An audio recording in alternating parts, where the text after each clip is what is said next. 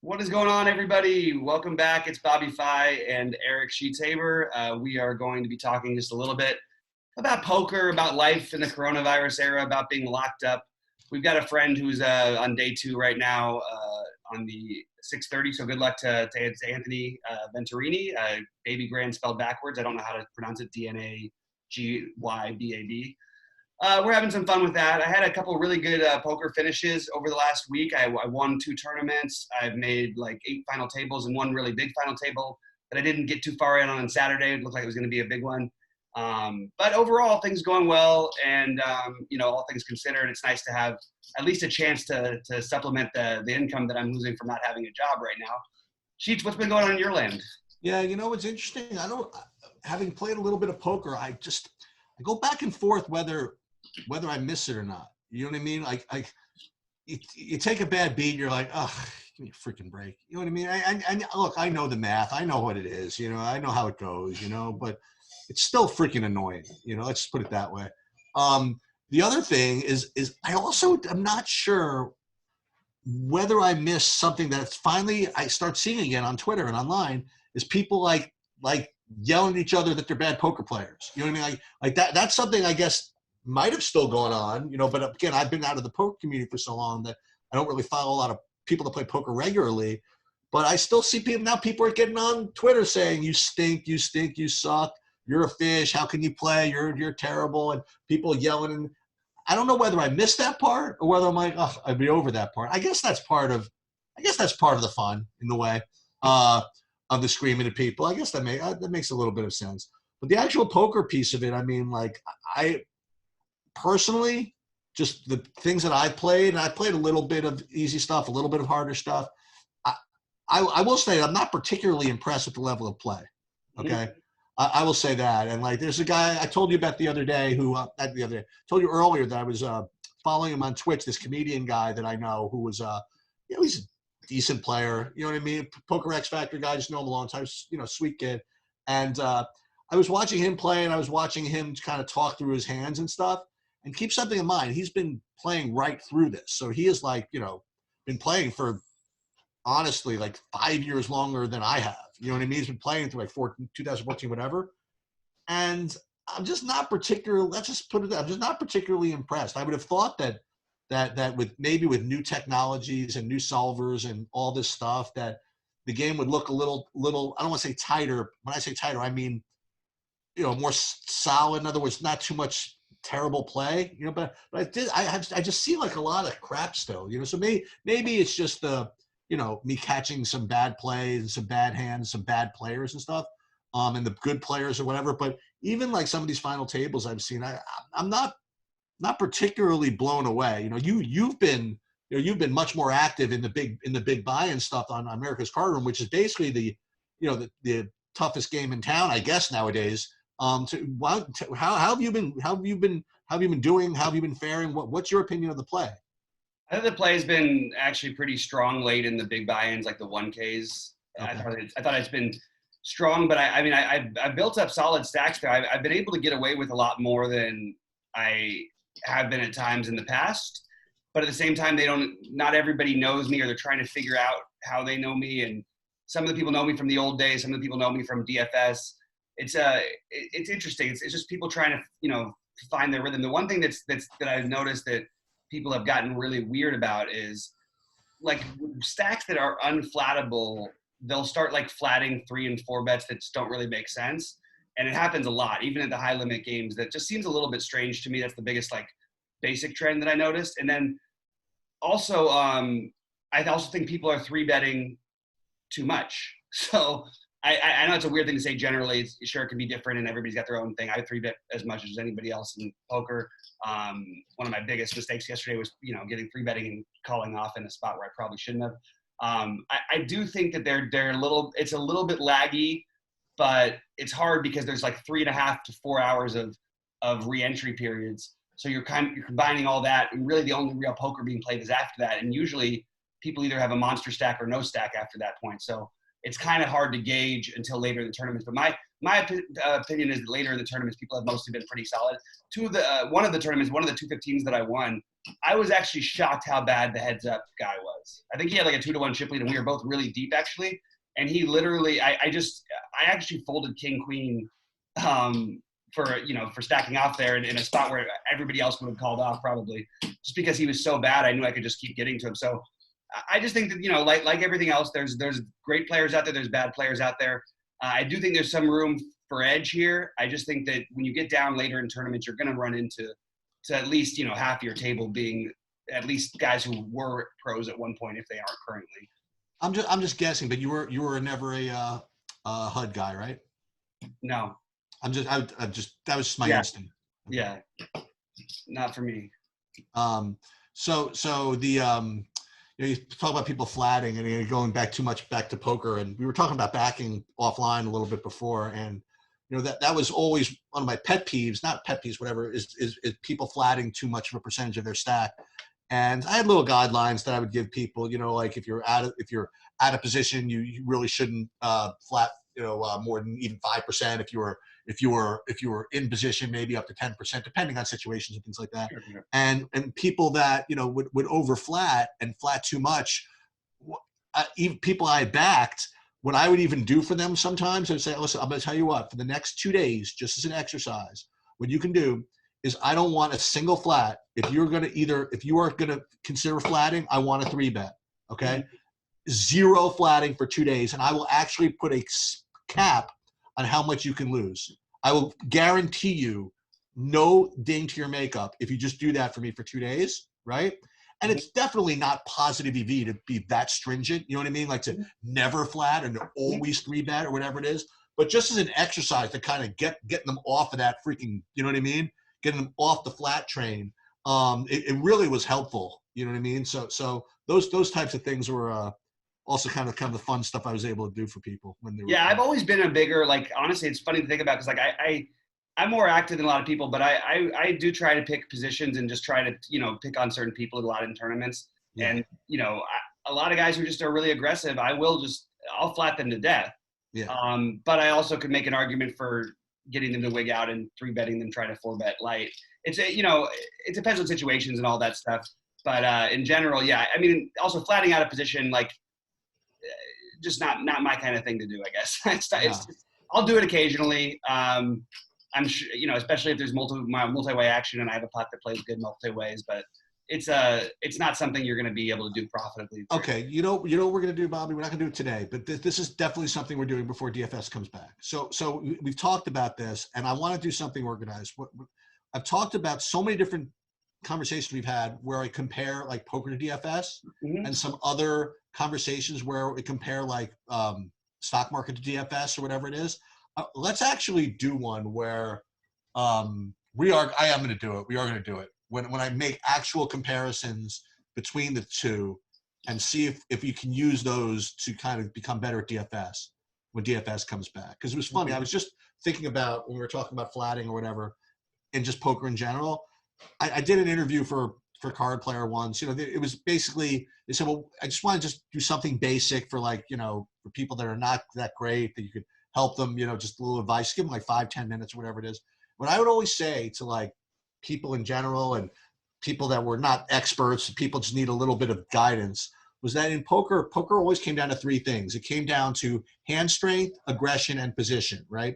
So, it's always great to have a great hand. It's always great to be aggressive, and it's always great to be in position, right? So whenever you're thinking of playing a hand, I always put these little mental check marks in. If you have all 3 of those things, it's just a dream scenario. If you have aces on the button, you know what I mean, and you're aggressive, I mean, it's literally the best thing you could do, right? But if you can have 2 of those 3 things, you can still survive. You can have position and not a great hand as long as you're aggressive, right? You can have position and, you know what I mean? You can have a great hand and be aggressive and not necessarily be in position. But once you only have one of those 3 things, it just becomes really, really difficult for you to win, right? If you're playing shitty hands out of position, I don't care how freaking aggressive you are, you're just kind of asking for it. And likewise, if you're you know where I'm getting at. So and I alluded to this when we did some DFS reviews, is the same type of thing. If you can, obviously the best scenario is you can have a low owned guy who correlates well, that projects well, right? That'd be great. If you have all 3 of those things. But if you're not, that must be nice, right? But if you can't have all three of those things, if you can at least find a low-owned guy that correlates, for example, or a low-owned guy that projects well, which is harder to do, or a guy that projects well, that correlates well. If you have two of those three things, now again, that's not a perfect, analogy, but I think that's certainly an analogy that you can think about when you're playing DFS. Mm-hmm. Yeah, I totally, yeah, it's interesting. It makes a lot of sense. Talking about like just other things, like just to get over that, I think that is a good idea to try and break that down. But what would you say, like news-wise, has sort of stood out to you over the last few days? Because when I was playing poker Saturday, Sunday, the one thing I could say about poker and being all-consuming, especially if you're like playing, 10 tables at once, you really don't get a chance to pay attention to anything else for the day. So that's kind of a relief for me because I kind of wanted those days off. But what have we been? I'm up to date on everything. I've caught up on everything this morning. I was looking at stuff the whole, on breaks or whatever. But it's it's not a whole lot of positive news to report, really. Well, so what's interesting is that New York is kind of the hub of this thing now, right? And so the news that we get from here, it's really just twofold, right? You get the Trump stuff, but then Cuomo is really just like at the forefront. Like he has his own broadcast like every day. Like it's must-see TV for literally everybody in New York. Like they watch him in the day, and they watch him in the morning, and they watch him in the in the evening or whatever. And it's interesting to see the kind of the not back and forth, but the way that a state and a governor relates with the national situation. And you might have read a lot about this, the different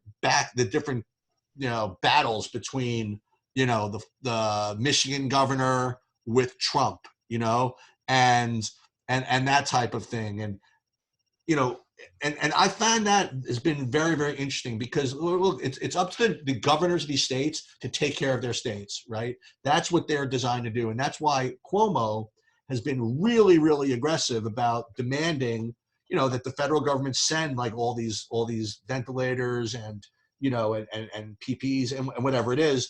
And, and he has no shame about it because listen, I in his head, he doesn't really care about Florida. He doesn't really care about whatever. His job is to get as much for New York as possible, right? And so then you have Trump coming back saying, well, you know what? You have this warehouse in Edison, which apparently you're stockpiling this stuff, so apparently you don't need it. And that's when guys like that's when Trump, just comes off as such a freaking idiot. Okay, you're with me, right? Mm-hmm. Yeah, because Cuomo quite rightly said, when he does a press conference, listen, the point of this is being prepared. Obviously, we don't need all those today. Okay, that's why they're being stockpiled. That's what the definition of stockpiling things is to prepare for when you need them. If the apex is coming, say in 2 weeks, if you waited till 2 weeks to start getting stuff, you'd be an idiot. Right? It would be my pleasure to end up having too many, and send them back. But that's what preparation is for. So yeah, I completely admit and agree that yeah, we have a whole pile of these things that we don't need. We don't need them today, but we know how life works. If we waited until we actually needed them to order them, we wouldn't get them. So right. So that's why that's why this is happening. And yet at the same time, New York's still maintaining a very good relationship with Trump, along the way, so it's an interesting kind of battle between states' rights and foreign rights and things like that. Like you hear that, there was one point where Rhode Island issued not an edict, but they said, listen, anybody from New York that comes through here, we're going to turn you away. You know what I mean? Like, how do you do that? I don't know. And Cuomo said, I don't know how that's possible. And then, like, by the end of the day, he's like, yeah, I spoke to the governor. We're all good. You know what I mean? And yet then on the other hand, you have like Florida, on the one hand, they're telling all the spring break people, no problema. You know what I mean? Just enjoy yourself, have fun on the beach. And then say, you know what? If you're from New York, you can't travel through Florida or we're going to send you back, which is also unenforceable, whatever it is. So each state is kind of like, defending their turf. Right. And I think that it's sort of a good thing, you know what I mean? Because each state is a little different with respect to what they need to accomplish, you know? So like when people are looking for like Trump or the federal government to give like these national guidelines, I think it is a little bit different state to state. And when we go back to, you know, when sports coming back, when's everything coming back, I think it's gonna be on a state level, just slowly but surely, you know, like the state of Iowa can have stuff before the state of California, right? And the state of Iowa can have nothing against Iowa, right? The state of Iowa can have stuff before New York can have stuff. So I don't think for Trump, it's not for Trump to say 15 more days of not going out. You know what I mean? It's 30 more days of no restaurants or 20. I do think that at some level, the states have to make their own decisions on what level of restrictions can be lifted and based on what measurables, you know, like if Trump comes out and says, well, until, you know, cases get below X on a day-to-day basis, we're not going to be able to do this. Well, tell that to people in Oklahoma that might have had no cases for 3 days, you know, for example, you know, so as far as that's been the most interesting thing to me in the last week or so is this battle between state rights and government rights. I did see, by the way, you know, I don't know if you follow Pellegrino on Twitter, Primordial, whatever. I mean, he's been tracking like the new cases like every day, new cases, new whatever. And I do think that yesterday was like the lowest increase in a while. And now again, there's always obviously the testing lag and all that stuff. But, you know, if you're comparing apples to apples, there was kind of like the lowest day-to-day increase in a while. So I guess that would be in the U.S. In the U.S. Yeah, not certainly not around the world.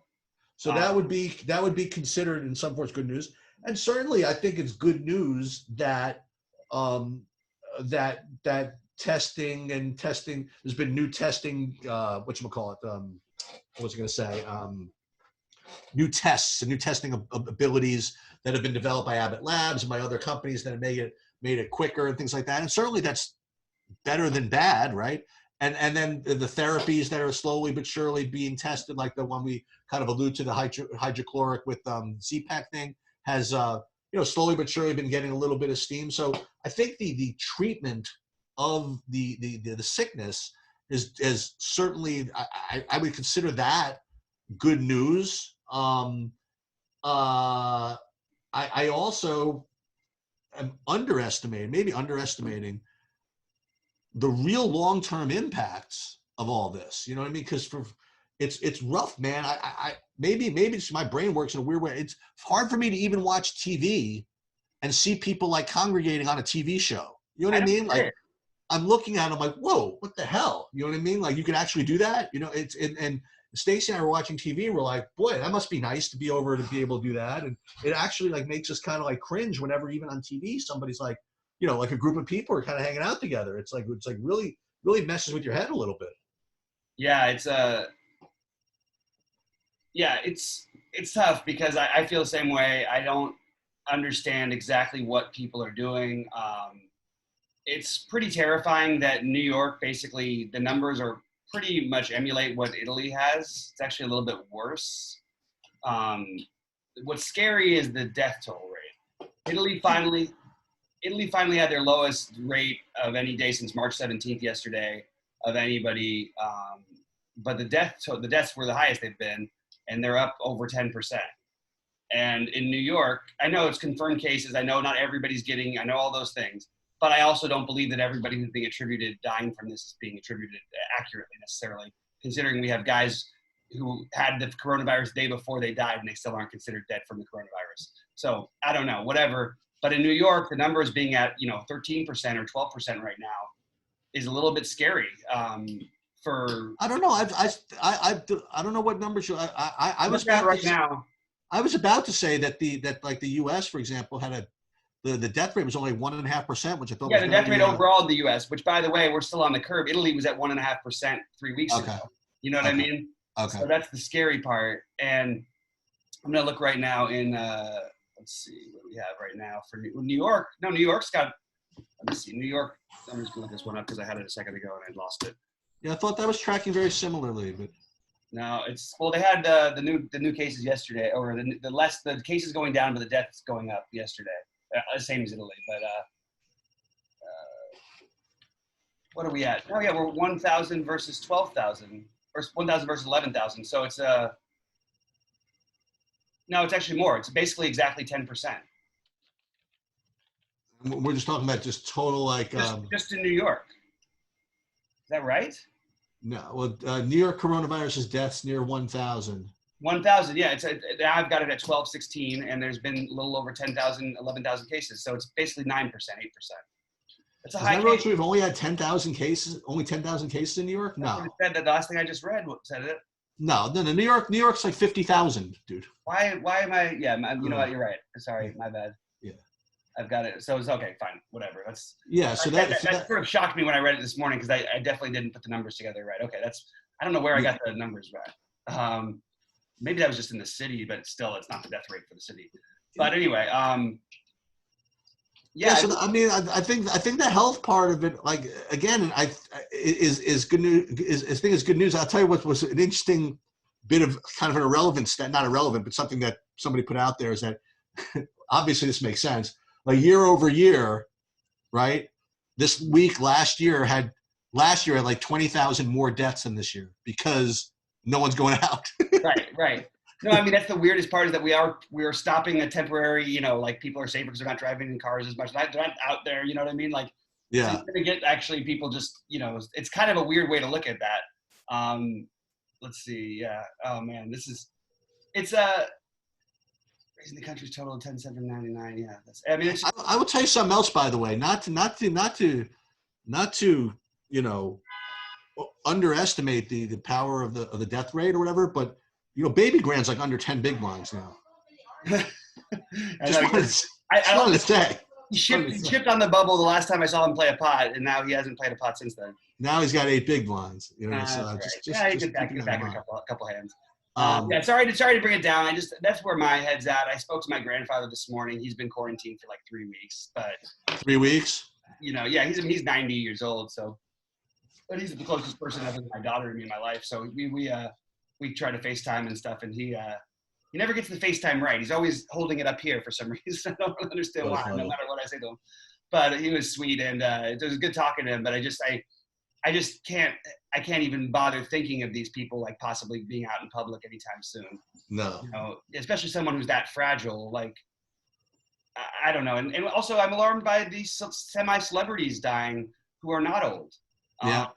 That's a little worrisome to me. Well, I'll tell you what's interesting, not interesting, but I really want to know the people that get really sick, like what, I don't want to rub it in, but like what precautions or lack thereof were they taking? You know what I mean? Why do we think they're taking lack of precautions? It could just have a virus could have just a different effect on a different immune system. It could be. No. What I just mean is like all these people that are getting positive, I wonder how many of them were just kind of like out ignoring it. You know what I mean? And just right. Because I would love that. I don't want to say love. I would love to hear that a lot of the people that were getting it are the people that were ignoring the warnings. Because if that's the case, maybe people would start listening. Yeah. But nobody wants to. But nobody's going to want to admit it. Everybody that has it, you say, "Oh my God, you have it!" Like, yeah, I can't believe I have it. I really didn't go out that much. You know what I mean? Like, so you can't really get any information anyway. Yeah. But one thing I would say that I do feel good about is that I do think that the numbers lessening overall, really keeps people staying inside is really helping. But my big fear is like, I can't see, I'm away from my daughter, obviously I'm in LA. I've gone through my 16, 17 days. I've had a cough the last couple of days, nothing serious at all. Certainly not something I'm going to go around and be around, 50 of my closest family who have a big property up in Santa Barbara. I don't want to be around. I don't want to risk anything even slightly. But I don't know even when I'll be able to feel comfortable to be doing that. I mean, I'm living with someone who was exposed to coronavirus. We don't think that anybody has it yet, but we just don't know. And it's like I think we should really be ready to sort of buckle up for the next chapter, and it could be another few weeks or more. Yeah. Yeah, and again, and the economic stuff is going to be bad, and it trickles down, and all this. I have a question for you. Where do you come out on this? So we talk about in poker and in DFS and in all this not being results oriented. Joe acted like he always. Sorry, my computer just wigged out for a second. Sorry, what was that? we talk about poker and all these different games that we play about not being results oriented, right? Right. So what's become kind of the thing now is on Twitter and Facebook or whatever, every politician or anybody who's had a take on coronavirus right from the beginning is basically being called to task for how quote unquote wrong they were. Okay. From Trump all the way through your local politicians, and they're putting stuff up there like, boy, on March 8th, you said, I don't really think that's big a deal. And look what happened now. You've got to be some kind of moron, right? Mm-hmm. And I think about this stuff a lot. You know, I think, should we really be slamming them? You know what I mean? Like, if they can only operate under the information they had at the time, do they have enough information at the time where they didn't want to come out being as stupid as they were? You know what I mean? Like, I always worry that we're, on the one hand, that we shouldn't trust everybody, and we should take people to task for being, you know, putting us in danger and being stupid. But at the same time, you know, do you expect like everybody to have gotten this basic outlier in life, right, 100% right? And at what point in the process can you forgive that, and at what point can you not forgive it? Like the first, let's take it to the extreme. First case happens in China, right? Let's just say the first case happened in China. There's a report that, somebody in China's got this coronavirus or whatever it is. I mean, if you ask 280, 300 million people in the United States, I bet you zero of them would say, well, what's going to happen over the next 6 weeks as a result, as it's going to spread from this, it's going to come to the United States. We're going to have this kind of thing. I think literally zero people would have gotten it 100% right. But yet, you know, across the information curve, as more things come out, then you start to, I think, have to hold these people to a little more, you know, a little hold the feet to the fire a little bit. Like, when you have this much information, you should have been a little smarter, you know? And I see, I guess that's the first thing I want to stop is what do you think of that in general? And second of all, I've kind of a follow-up to that. Okay, wait, that's a lot to say. Which part in general? So, like, should we be slamming all these politicians for thinking that not thinking this was going to be a big deal? First of all, no matter what politicians were in office or of any kind during this, unless you gave a really strong, most people are going to get slammed in some way or another. It's a terrible situation.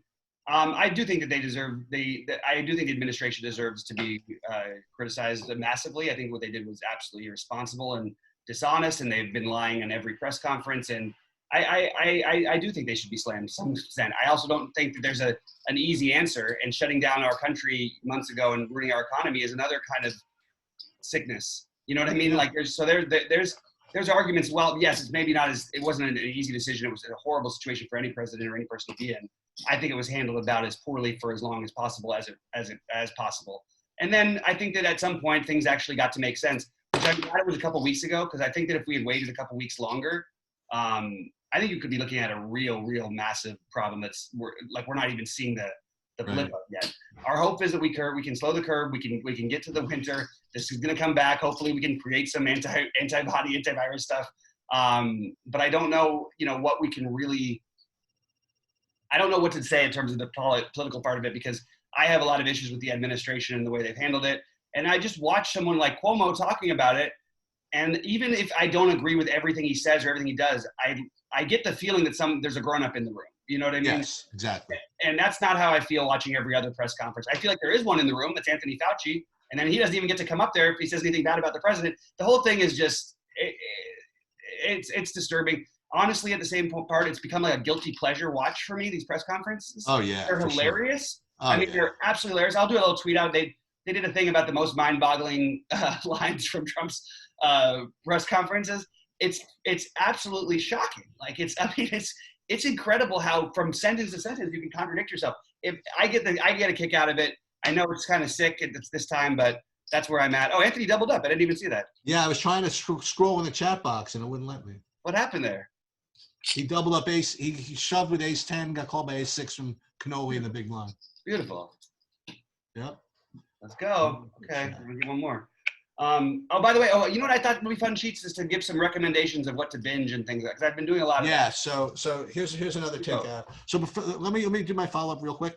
So Yeah. there's guys I've been following that have been giving really, really good advice recently. Like this guy, Mark Levine from New York, I've been kind of retweeting a lot. He was ahead of the curve with respect to, the stay-at-home orders. He was also ahead of the curve with respect to the, don't waste tests on the people that don't need it. You know what I mean? Because we need them from people that do. And he's been really, really good.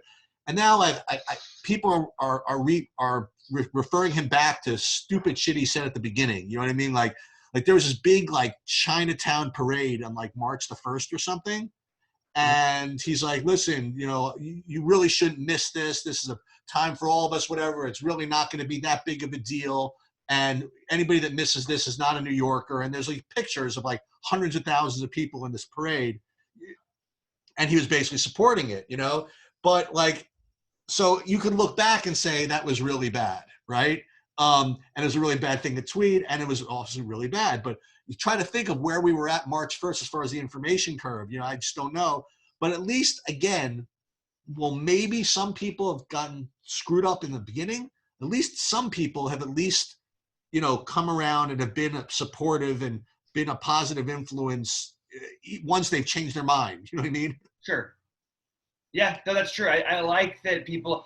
It's always been the strangest thing to me because that was always a big thing when we were in the elections when I was younger, is the flip-flopping thing. And I'm going, well, a flip-flopping person who changes their mind based on actual facts, that's just an informed individual. Yeah, that's not a flip-flopper. You know what I mean? I admire the people who have taken a different point of view than they initially had about this. And anybody else who wants to downplay it at this point, you can go F yourself. Like, I don't really care. I don't care if nothing else happens to one more person and, oh, we overreacted. We didn't overreact. This is the reason why it's not spreading. For us to lose any person any individual is painful. I know there's all these other deaths. People try to compare it to these numbers. No, this rate, it has this and this. That's not the point. I know I say this a lot. This is not the point. The point is this is bad. Stay at home, be safe, and don't. A lot of my friends are dabbling in these quarantines. They don't know what they think they're doing. Some of my friends, they tell me the other day, they tell me they're locked down in Arizona. And next thing I see a picture of them, it says last bar open in Arizona. And I was going, why are there 10 other people there? And why are you at the bar in Arizona? Like, what is the matter with you? You're telling me you're quarantining. Anyway. All right, so this is what we're going to do. We'll do this in two parts. We'll do like 3 minutes on like what on TV shows. And then we'll do like a more in-depth one on the TV shows later. So you can go. You could start. What do you got? Because me, it's different. I like different things. I watch things with my wife and things like that. So you're like you're on your own. Like what are you watching? Well, first of all, the documentary Tiger King, which is everybody's heard of by now, I think. That's absolutely the weirdest, totally entertaining mini documentary that you're going to find out there. It's incredible. Similar to the McMillions type of thing in terms of just a weird backwards people and very strange story. But this story has got twists and turns and bizarre people left and right. I would recommend Tiger King on Netflix. It's the most popular documentary around right now for good reason. I really like that one. For a really silly, fun show, I really like the show Dave. It's only got like 4 or 5 episodes so far, but it's an excellent show that I'm definitely very into. I started this other show called The Stranger on Netflix, which I'm just sort of getting into. It's a little slower, but it's like mystery kind of a thing. So that's one that I'm flirting with. I've rewatched every Larry David thing I could possibly think of. Big Larry David guy over here. So I've watched his movies. I've watched I always watch Curb Your Enthusiasm, and I go back and watch old episodes all the time. That's sort of an obvious one. And then I'm trying to find, so if you guys have recommendations for one out there that's like a horror thriller type of thing, I've watched a lot of horror movies lately, but those are sort of the main shows that I've been focusing on. Yeah, so we're big Ozark people. Okay. Yeah, we love Ozark, and we were waiting for that to come back, and that just dropped the other day. So we're involved in Ozark, which is just an amazing show. How would you? So let me ask you a question about that, because that's a show that everyone is convinced that I think would be the best show ever. They all say, "Oh, you would love this, especially Bobby. You would love this." Now, why is it that I can't? I took a few episodes, I didn't quite get into it, so I just need a little more patience.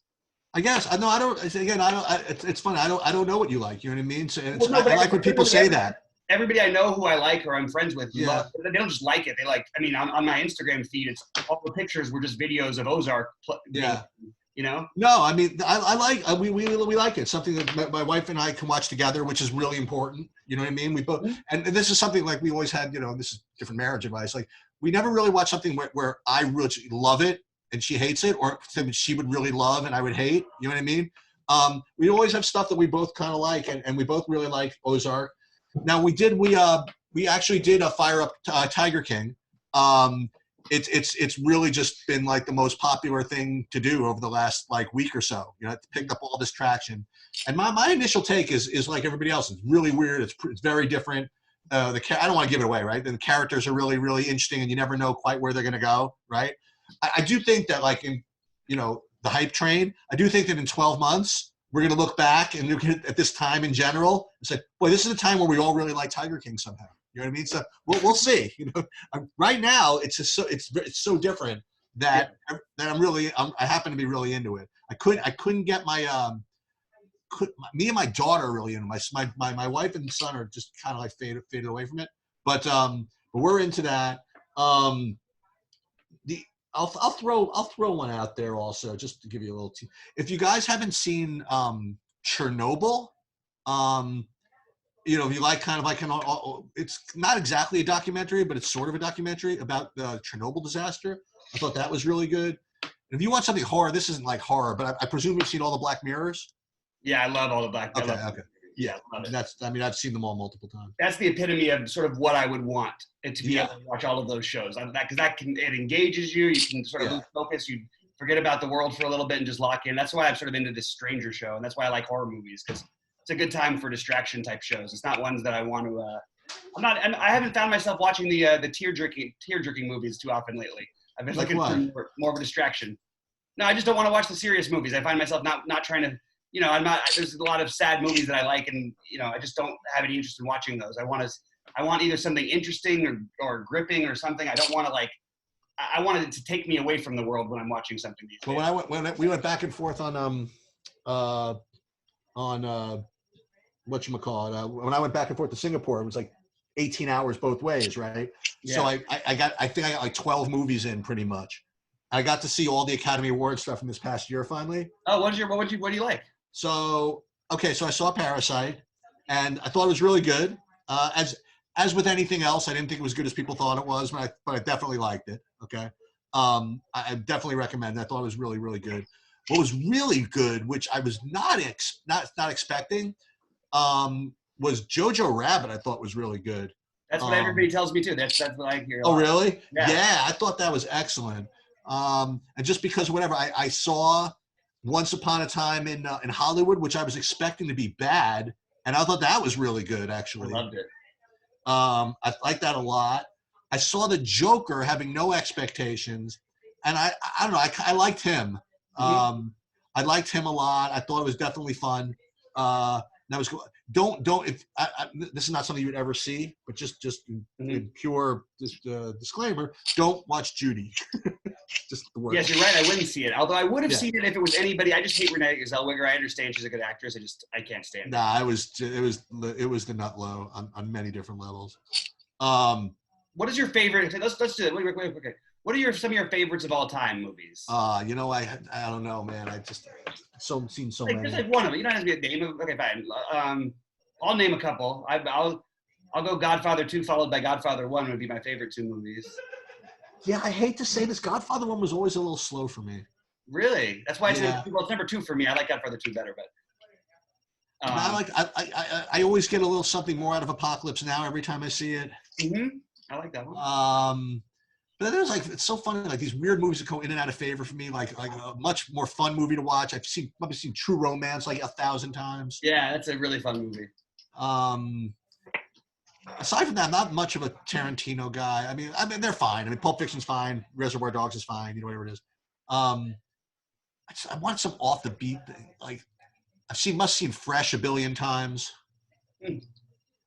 But again, these are not like big, like Goodfellas, obviously. You know what I mean? Like there's stuff that I'd have to really think about if I was going to narrow it down, whatever. But I have a hot take with the Goodfellas thing that my friends all hate me for. Yeah, we love those movies. Those are the movies I don't know. People I grew up with. That for some reason we always watch those kind of movies. So I think Casino is a better movie than Goodfellas, and I like both of them a lot. But Casino is a really good movie too. Casino's awesome. I love Casino. Yeah. I'm trying to think if there's another like off the board one that maybe people could watch. I'll tell you what though, there's this weird Larry David movie that I watched the other. I can't even remember the name of it right now, but it's with the Farrelly brother guys, and like everybody's in this movie. I have no idea this movie even existed. I don't even know what it is. I can't think of the name of it right now, but I'll get it before the end of the thing, because it was just like really, it was like watching an hour and a half of Curb Your Enthusiasm, if you like that, and a lot of people, including myself, do. So let's see, Larry David, Sarah Lee. Sorry. Yeah. So, but how about other old, like maybe an old comedy that sort of stood out to being especially funny to you? All right, we're gonna have to think about this. Okay, well maybe we'll think about it. Maybe we shouldn't have sprung this one on. Yeah, because now my brain's racing. Okay, sorry about that. All right, so let's get out of here in a minute. But any final thoughts here, Sheets, before we do? And no, I mean I really want BabyGrand to take this shit down. Yeah, let's get to Anthony. How about good luck to Anthony, BabyGrand, and for Sheets, I'm Bobby saying stay safe out there, guys. We will talk to you tomorrow.